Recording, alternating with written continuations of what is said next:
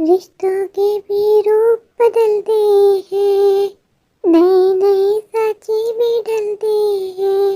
एक पीढ़ी आती है, एक पीढ़ी जाती है, बनती कहानी नई, क्योंकि सास भी कभी बहू थी।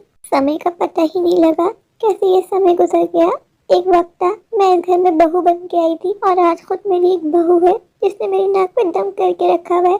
मैं तो कितनी अच्छी बहू थी, अपनी सासू माँ का कितना ध्यान रखा करती थी, सासू माँ के आगे पीछे घुमा करती थी, उनकी जी हुजूरी किया करती थी। माँ तुम तो यही कहा करती थी माँ कि जैसा करोगे वैसे दुनिया में मिलेगा माँ, फिर मुझे इतनी फंटा बहू क्यों मिली माँ।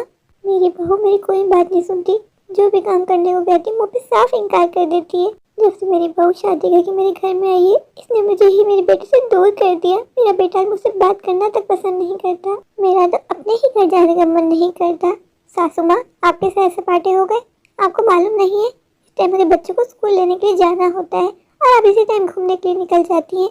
आपकी वजह से मैं स्कूल जाने में आधा घंटा लेट हो गई, मेरे बच्चे मेरा इंतजार कर रहे होंगे। आपको जिम्मेदारियों का एहसास ही नहीं है। बहू मैं कोई सैर सपाटे करने नहीं गई थी, तुझे तो पता है ना कि मेरे डॉक्टर के साथ अपॉइंटमेंट थी।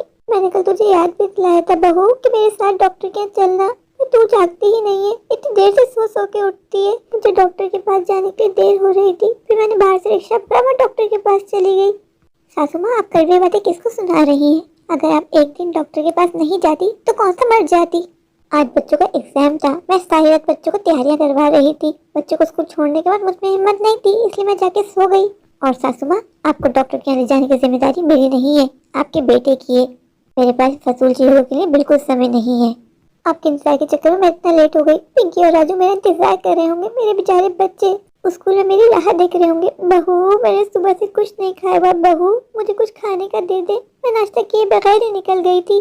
मैंने कहा है ना मैं आपकी नौकर नहीं हूँ, खुद कुछ बनाइए खा लीजिए। बहू मैं खुद नाश्ता बना लेती, पर मुझे मेरी तबीयत ठीक नहीं लग रही। बहू तू ऐसा कर, एक अंडा तो ब्रेड ला के दे दे, मुझे लगता है मेरी डायबिटीज लो हो गई है। बहू बहू कभी तो मुझ पर तरस खा लिया कर, आज अगर मेरी जगह तेरी माँ होती तब भी तू ऐसा ही करती। सासू माँ मेरी माँ ने कभी मेरी भाभीियों को तंग नहीं किया, अपना सारा काम मेरी माँ खुद किया करती थी, बल्कि मेरी भाभीियों को गरम गरम खाने भी बना के खिलाया करती थी। यहाँ तो आपके मिजाज ही नहीं मिलते सासू माँ, आपने आज तक कभी मुझे खाना बना के खिलाया है? हर वक्त मुझे नौकरानी बना के रखती है, सुबह से शाम होने तक मुझसे बस काम काम काम करवाती रहती है। मैं भी एक इंसान हूँ, मैं भी थक जाती हूँ। मेरी माँ तो जोड़ों के दर्द की मरीजा थी, आप तो अच्छी भरी है, अपने पाँव पे खड़ी है। थोड़ा हिल के काम कर लेंगी ना तो आपकी सेहत के लिए ही अच्छा है, वरना आप बिस्तर पे पड़ जाएंगी। बहू मैं तुझे कितनी चाह से इस घर में ब्याह के लेके आई थी, पर इस घर में आने के बाद तूने अपने सारे रंग दिखा दिए। बहू सासू माँ अभी आपने मेरे रंग देखे ही कहाँ हैं, ये तो बस एक ट्रेलर था। बहू तूने कुछ कहा नहीं। सासू माँ आज आपकी पोती पिंकी की बर्थडे है, तो आज हम डिनर बाहर ही करेंगे, आप कुछ बना के खा लीजिएगा। बहू मैं अकेली जान क्या बनाऊंगी, तुम लोग जो कुछ खाओ वो मेरे लिए भी ले आना, मैं भी वही खा के पेट भर लूंगी। सासू माँ आपके मुंह में दांत है नहीं, पर आपको बाहर खाना खाना है। बहू मैं चूस चूस के खा लूंगी, उसकी चिंता तुम मत कर, मैं दाल चावल खा खा के थक गई हूँ। कभी कभी मेरा भी मन करता है बहू कि मैं भी बाहर खाना खाऊं, तुम लोग अकेले चले जाते हो, मुझे साथ लेके भी नहीं जाते। बहू कभी मुझे भी साथ घुमाने के लिए बाहर ले जाया करो, मेरा बाहर जाने का मन करता है। सासू माँ हमारी गाड़ी में इतनी जगह नहीं होती, आपको पता है पिंकी और राजू पीछे अकेले बैठते हैं, उनको पसंद नहीं है कि उन दोनों के बीच में आप बैठे, इससे सॉरी हम आपको अपने साथ लेके नहीं जा सकते। और सासू माँ आप गाड़ी में बैठते ही बहुत चिक चिक करती हैं, एसी बंद कर दो, पाँव हटा लो, शीशा खोल दो, इससे ये भी बहुत गुस्सा होते हैं। आपको साथ ले जाने से हमारी भी आउटिंग खराब हो जाती है। सासू माँ मैं चलती हूँ। सफेदा कैसी है? कभी मैं तेरे पास आई थी पर तू घर में नहीं थी, तुझे पता है ना एक तू ही मेरी बेस्ट फ्रेंड है, जिसके साथ मैं बैठ के थोड़ी सी बातें करती हूँ तो मेरा मन लग जाता है। सविता मुझे मेरी तबीयत ठीक नहीं लग रही, मैंने सुबह से कुछ नहीं खाया हुआ, मुझे एक कप जरा चाय तो बना दे। गीतांजलि क्या हुआ तुम्हारी तबीयत को? अगर तुम्हारी तबीयत ज्यादा खराब है तो चलो मैं तुम्हें डॉक्टर के पास लेके चलती हूँ। तुमने सुबह से कुछ नहीं खाया हुआ, ये तुम कैसी बातें कर रही हो? कहाँ है तुम्हारी बहू? उससे कहती कि तुम्हें नाश्ता देती और अब तो लंच का टाइम हो रहा है। अगर तुम समय रहते खाना नहीं खाओगी तो तुम कमजोर पड़ जाओगी। गीतांजलि तुम्हें खुद अपना ध्यान रखना होगा, इन आजकल की बहुओं पे तुम भरोसा नहीं कर सकती। सविता वही तो, मेरी बहू की 100 गज लंबी जबान हो गई है। मैंने उसे इस तरह से कहा कि बहू मेरी तबीयत ठीक नहीं लग रही, मुझे कुछ खाने को दे दे, उसने मुंह के साथ मना कर दिया और मुझे कड़वी कड़वी बातें भी सुनाई और ऊपर से मुझे कह के चली गई कि हम डिनर बाहर करेंगे तो अपना देख लेना। गीतांजलि, मैं तुम्हें पहले भी चेतावनी दी थी कि इन भावों की रस्सियों को खींच के रखना पड़ता है। अगर सर पे बिठाओगी तो सर पे बैठ के नाचेंगी। और तुम्हारी बहू से तो ऊपर वाला बचा है। तुम्हारी बहू से कुछ बात करो, वो तो काटने को दौड़ती है। गीतांजलि, तुमने मुझसे कुछ नहीं सीखा।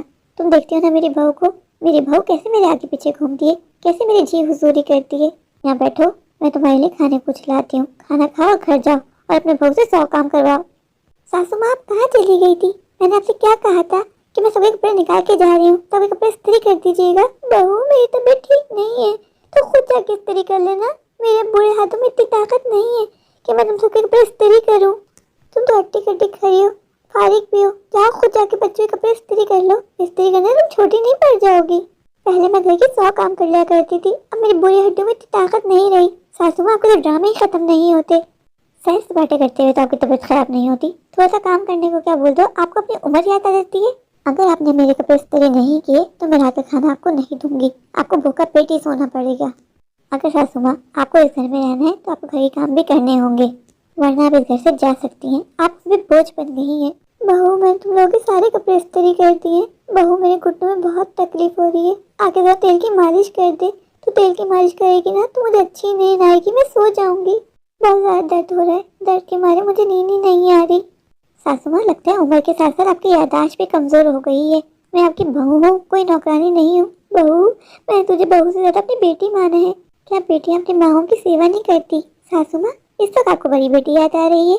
जब पूरे घर के मुझसे काम करवाती है उस वक्त आपको बेटी नहीं लगती। उस वक्त तो आप मुझसे नौकरानी बताना हर काम करवाती हैं। आप बिना सासू माँ बहुत मतलब परस हैं। जब आपको मुझसे मतलब होता है कितने प्यार से मुझसे बात करती हैं, वरना मुझसे सीधे मुँह बात भी नहीं होती आपसे। तो जब तक आप बात बात पे मुझे ताना न दे रहे, आपका तो खाना भी हजम नहीं होता। बहू, तुझे मेरी मालिश नहीं करनी तो मत कर, पर मुझे इतनी कड़वी कड़वी बातें तो मत सुना। कल ऊपर वाले ने मुझे 3 से 4 बच्चे दिए होते, मुझे एक ही बेटा दिया। मेरे लिए तो वही कहावत है, एक अंडा वो भी गंदा। सासू माँ, वही बेटा है जिसके घर में आप पड़ी हुई हैं, उसे वो गंदा बोल रही हैं। आने दे इनको, मैं इनको सब बताऊंगी कि आपकी माँ आपके बारे में क्या सोचती है। बहू, तुम्हें आता है क्या है मेरे बेटे कान भरना? आज तुम्हारी वजह से मेरा बेटा मुझसे बात करना तक पसंद नहीं करता। मेरा बेटा काम से लौटता नहीं है तो मेरे बेटे कान भरती रहती हो। पता नहीं मेरे बारे में क्या क्या बोलती रहती हो। बहू, ये क्यों भूल जाती हो कि तुम्हारे आगे भी औलाद है। सासू माँ, मेरे बच्चे बहुत अच्छे हैं। बहू, पहले मुझे भी यही लगता था कि मेरा बेटा बहुत अच्छा है, लेकिन कहते हैं ना, बेटों का रूप शादियों के बाद पता चलता है। सासू माँ, आपकी हरकतें ही खराब हैं। वो आपके बेटे हैं, वो आपकी नस नस से वाकिफ हैं। उनको पता है कि आप कभी उनका घर बसने ही नहीं देंगी। आपने अपने बेटे का घर खराब करने की कोई कसर नहीं छोड़ी। वो तो मैं ही हूँ जो ये रिश्ता निभा रही हूँ। अगर मेरी जगह आपकी कोई और बहू होती ना तो आपके सारे बच्चे कुछ बाल भी ना होते। सासू माँ, आपको क्या लगता है कि मैं वो दिन भूल गई हूँ जब मैं बहू बन के इस घर में आई थी? आपने मेरा जीना जीर्ण कर दिया था। सुबह के 6 बजते नहीं थे, मेरे कमरे का दरवाजा बजाने आ जाती थी और कहती थी कि आके मुझे नाश्ता दो।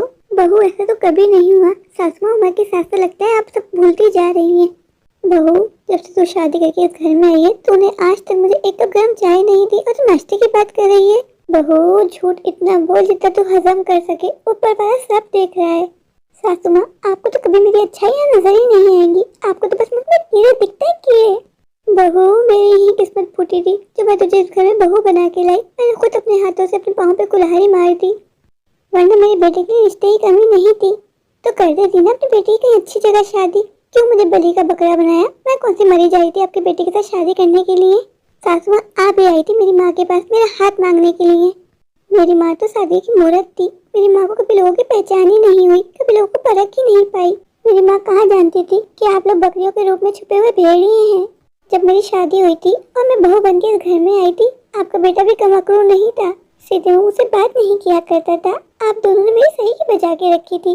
वो तो मेरी अच्छाइयों ने आपके बेटे को बदल दिया। हाँ, तू बड़ी दूध की दुली है, हम तो विलन है विलन। तू बहुत अच्छी है, तू हीरोइन है इस कहानी की। बहू, मेरी एक बात याद रखना, ये जिंदगी जो है ना, ये मुकाफाते अमल है, कर्मा है। जैसा करोगी वैसे ही भरोगी। बहू, मुझे तो ऐसा लगता है कि ऊपर वाला मुझसे पिछले जन्म के बदले ले रहा है।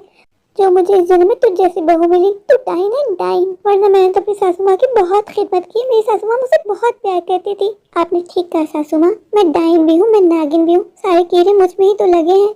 आप तो बहुत अच्छी हैं और आपका बेटा भी। मुझे अब इस घर में रहना ही नहीं है, मैं अपने बच्चों को लेकर चली जाऊंगी आप सबसे बहुत दूर। बहू, तुम किसको धौंस दे रही हो? चली जाओ, अच्छा है मेरे घर से अशांति खत्म हो जाएगी। सासू माँ, इस घर में आपके साथ रहना ही कौन चाहता है? मेरी मजबूरी है, लेकिन अब नहीं, अब मैं बर्दाश्त नहीं करूंगी। मैं अपने बच्चों को लेकर बहुत दूर चली जाऊंगी, फिर दीजिएगा अपने बेटे को जवाब। मेरे भैया भाभी मुझसे बहुत प्यार करते हैं, वो मुझे खुशी खुशी रख लेंगे। मैं आपको तरसा दूंगी आपके पोते पोतियों से मिलने के लिए, आपको उनकी शक्ल तक देखने नहीं दूंगी सासू माँ। अगर ये चुड़ैल सच में मेरा घर छोड़ के चली गई ना, तो मैं खुशी के मारे नाचूंगी। जी मुझे यहाँ नहीं रहना, मैं अपने बच्चों को लेके अपने भैया भाभी के घर जा रही हूँ। तुम्हारी माँ मुझसे बहुत नफरत करती है। बहू, मेरे बेटे को बहका दिया, कान भर दिए मेरे बेटे के। देखा आपने कैसी बातें कर रही है आपकी माँ। आप अपनी माँ को कुछ नहीं बोलते, बोले अपनी माँ से कि मैं कभी अपने कान नहीं भरती हूँ। हमेशा चुप की मूरत बन के खड़े रहते हैं, कभी भी मेरी साइड नहीं लेते। बहू, ये तेरा पति होने से पहले मेरा बेटा है, मेरा बेटा मेरी साइड लेगा। आपकी चुप्पी की वजह से आपकी माँ के मुंह में जो आता है वो बोलती जाती है। अब आपने कुछ नहीं बोला तो मैं आपको बता देती हूँ, मैं आपका घर छोड़ के चली जाऊंगी और कभी भी लौट के नहीं आऊंगी। मैं इस घर में शादी करके आपके लिए आई थी, ना कि आपकी बाकी कड़ी बातें सुनने के लिए। जी आपकी चुप्पी साफ बता रही है कि आप भी यही चाहते हैं कि मैं घर छोड़ के चली जाऊँ। सविता, तुझे पता है मैं बहुत खुश हूँ। मेरा मन कर रहा है कि मैं पूरे गांव में जाके मिठाइयाँ बांटूं। पर गीतांजलि, हुआ क्या है? क्या तू बताएगी कि तेरी खुशी की वजह क्या है? आज से पहले मैंने तुझे कभी इतना खुश नहीं देखा। कहीं ऐसा तो नहीं है कि तेरी नागिन बहू घर छोड़ के चली गई, तभी तू आज इतना खुश नजर आ रही है? तो चुप क्यों है? बता। गीतांजलि, मुझे तुझे भी खुश खबरी देनी है। तुझे पता है मेरी बहू माँ बनने वाली है और मैं बहुत जल्दी दादी बन जाऊंगी। सविता, ये तो तूने बढ़िया खबर सुनाई। मैं तेरे लिए बहुत खुश हूँ। तेरा अरमा था ना दादी बनना? हाँ सविता, तूने सही पहचाना। मेरी बहू घर छोड़ के चली गई। अब मेरे घर से सारी अशांति दूर हो जाएगी। मैं अपने बेटे की फिर से शादी करूंगी, फिर से घर भी आऊंगी अपने बेटे का। गीतांजलि, ये तो खबर अच्छी है कि तेरी बहू घर छोड़ के चली गई, पर तेरे पोता पोती, वो भी तो तेरी बहू साथ ले गई होगी। क्या तू अपने पोता पोती के बगैर जी पाएगी? और तेरा बेटा और तेरे बेटे ने तेरी बहू को रोका नहीं? गीतांजलि, मेरी बात का बुरा मत मानना, पर मुझे ऐसा लगता है कि तुझे अपनी बहू को घर से नहीं जाने देना चाहिए था। तेरी बहू तेरे पोता पोती को भी साथ ले गई। तेरा बेटा बहुत सीधा है, वो कुछ नहीं कहता, पर मैंने देखा है कि तेरा बेटा तेरी बहू से बहुत प्यार करता है। तेरी बहू के जाने से तेरा बेटा उदास हो जाएगा। सविता, तू कैसी बातें कर रही है? लगता है तू मेरी खुशी में खुश नहीं हुई। मैं अपने बेटे को बहुत अच्छे से जानती हूँ। 4 दिन रोएगा धोएगा फिर ठीक हो जाएगा। मैं लाऊंगा ना अपने बेटे के लिए चांद जैसी बहू। और जहाँ तक सवाल मेरे पोते पोतियों का है, जब मेरा बेटा जाएगा अपने बच्चों से मिलके आ जाया करेगा, कौन सी बड़ी बात है। और सविता, मैंने तो वही किया ना जो तुमने मुझे करने को कहा था। वाह सविता आंटी वाह, यानी इन सब के पीछे आपका हाथ था। आपने माँ जी को बहकाया था। बहू, तुम यहाँ क्या कर रही हो? और तुम सविता से ऐसी बातें नहीं कर सकती। गीतांजलि, अपनी बहू से कहो कि मेरे घर से चली जाए। मुझे तुम्हारी बहू एक आंख नहीं भाती। क्यों सविता आंटी, मैंने आपको आईना क्या दिखाया? आप तो बुरा ही मान गई। सविता आंटी, आपको शर्म नहीं आती किसी बेटे का घर खराब करते हुए, जबकि आपका अपना भी एक बेटा है? गीतांजलि, तुमने जो कहा था कि तुम्हारी बहू घर छोड़ के चली गई, मुझे तो ऐसे ही लग रहा था कि बहू घर छोड़ के चली गई, पर बहू ने तुम्हारी सारी बातें सुन ली और मुझे ऐसा लगता है कि बहू घर छोड़ के नहीं जाएगी। सविता, मेरे सारे अरमान आंसू में बह गए। सविता, भी मैं चलती हूँ, घर जाके देखती हूँ ये चुड़ैल घर छोड़ के गई या सारा इसका ड्रामा था। मुझे नहीं लगता तेरी बहू घर छोड़ के जाएगी। हो सकता है तेरे बेटे ने ही रोक लिया हो। जा जाके देख। गीतांजलि, मुझे तो ऐसा लगता है कि तुझे इस बहू से छुटकारा नहीं मिलेगा। इस जन्म तुझे डैन बहू के साथ ही गुजारना होगा। मेरे प्यारे प्यारे व्यूअर्स, अगर आपको मेरी आज की ये स्टोरी अच्छी लगे तो प्लीज़ मेरे चैनल को लाइक कीजिए, अपने दोस्तों के शेयर कीजिए और हाँ, मेरे चैनल को सब्सक्राइब करना बिल्कुल मत भूलिए। अगर आप लोग मेरे चैनल पर नए हैं और अभी सब्सक्राइब नहीं किया तो इंतज़ार किस बात का? अभी जाइए, दौड़ के जाइए, भाग कर जाइए, जाकर मेरा चैनल सब्सक्राइब कर दीजिए। मुझे ढेर सारा प्यार दीजिए, मुझे सपोर्ट कीजिए। Thank you.